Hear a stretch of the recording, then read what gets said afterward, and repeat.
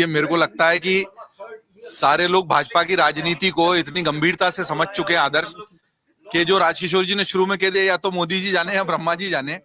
और दूसरी दिक्कत है, साहिब सिंह वर्मा अगर हमारे इस प्रोग्राम को लाइव देख रहे होंगे तो वो हमको कोस रहे होंगे।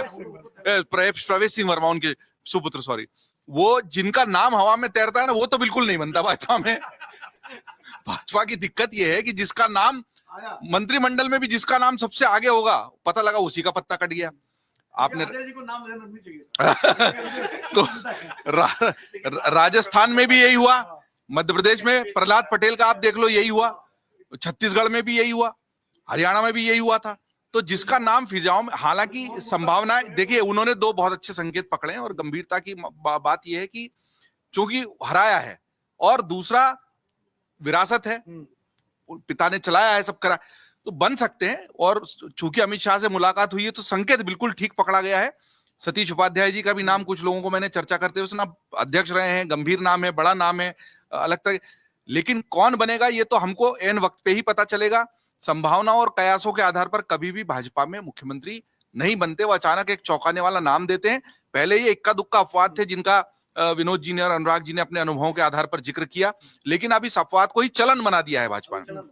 इस अपवाद को ही चलन बना दिया कि आप जो नाम सोचेंगे हमारे जहन में वो नहीं रहेगा। वो जानबूझ के है या स्ट्रेटेजी है, वो एक अलग जगह है। बस महाराष्ट्र में हम महाराष्ट्र में हम मान सकते हैं कि हम मान के चल रहे थे कि तमाम उसके बाद देवेंद्र फडणवीस ही बनने चाहिए, लेकिन उसकी घोषणा में जो विलंब हुआ, बीच में जो गैप आया, उससे भी ये साबित होता है कि कहीं ना कहीं ये सोचा जा रहा था कि उनको न बनाया जाए। आखिर में वो ऐसा हुआ हो गया मामला कि वही उन्हीं की संभावना थी और वो बने। तो अभी हाल ही के चुनावों में एकमात्र वहीं से एक ऐसा उदाहरण आया है कि जो नाम चर्चा में था, जिसकी पूरी संभावना थी, जैसे कह रहे हैं कि स्वाभाविक तौर पर अगर मीटिंग हो रही है, उन्होंने हराया है, एक परिवार का जाटों वाली राजनीति है, इन सारे समीकरणों को देखते हुए बन सकते हैं प्रवेश वर्मा। लेकिन ये जो लेकिन है भाजपा में, ये लेकिन, और इस लेकिन के उत्तर की तलाश में अगले 3-4 दिन गुजरेंगे। जैसे चुनाव, जब मैंने कहा ना, मतदान हो जाता है तो हम एक एग्जिट पोल के इसलिए चर्चा करते हैं कि मतगणना तक का समय गुजर जाए, फिर मतगणना के दिन तो एक्चुअल परिणाम आ जाते हैं, लेकिन फिर ये कि सीएम कौन बनेगा। तो ये चुनावी कवरेज का अपना इसका मजा है, लेकिन भाजपा के लिए बड़ा सवाल होगा। आपने बिल्कुल शुरुआत में ओपनिंग में इस सवाल के बिल्कुल ठीक कहा था कि चेहरा पूछते पूछते केजरीवाल चुनाव हार गए, लेकिन अब भाजपा को अपना चेहरा तय करना पड़ेगा।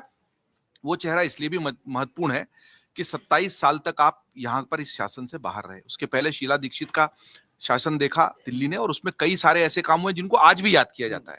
हमारे पैनल पर एक कौन थे मुझे पता नहीं, लेकिन उन्होंने ठीक बात कही थी कि जिस तरीके के काम इसके पहले की मदनलाल खुराना वाली या सुषमा स्वराज वाली या साहिब सिंह वर्मा वाली सरकारें गिना पाई, और जिस तरह के काम शीला दीक्षित की सरकार, वैसा कोई भी बहुत बड़ा या ठोस काम, आप सिर्फ मोहल्ला क्लिनिक और स्कूलों की बात कर रहे हैं जो कि बेसिक है, वो तो हो, लेकिन ऐसे माइलस्टोन वर्क्स केजरीवाल सरकार के पास 3 टर्म मिलने के बावजूद नहीं थे। तो ये उनकी कमी है बहुत बड़ी। आज भी लोग अगर शीला दीक्षित के किए कामों को याद करते हैं तो ये फेल्योर है केजरीवाल का।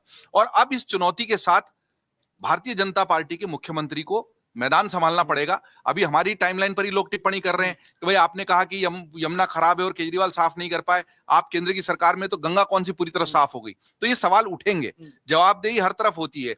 सवाल पूछकर भाग जाने की राजनीति को लोगों ने नकार दिया है, जो कि केजरीवाल ने किया।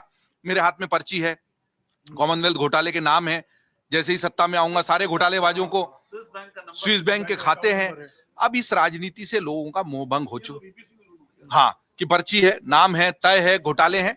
तो आरोप लगाकर भाग जाना या ये कहना कि वो नहीं कर पाया तो हम कर देंगे, इस राजनीति को लोग समझ चुके हैं। भाजपा के ऊपर बहुत बड़ी जिम्मेदारी है। देश की राजधानी है, सबसे प्रदूषित शहरों में है। कोई एक बड़ा विषय यहां पर हस्ती आती है और वो अपना पॉडकास्ट 10 मिनट में इसलिए रोक देती है कि इतनी प्रदूषित है कि चेहरे पे दाने उभर आए, बोल नहीं पा रहे, खांस रहे हैं। तो मुझे लगता है कि ये हम सबके लिए अपमानजनक है, इंसल्टिंग है, तमाशा है, क्योंकि वो 10 मिनट उस हवा में सांस नहीं ले पा रहा जिसमें हम जी रहे हैं, और जी नहीं रहे, जीने को मजबूर है, हमारे पास विकल्प नहीं है।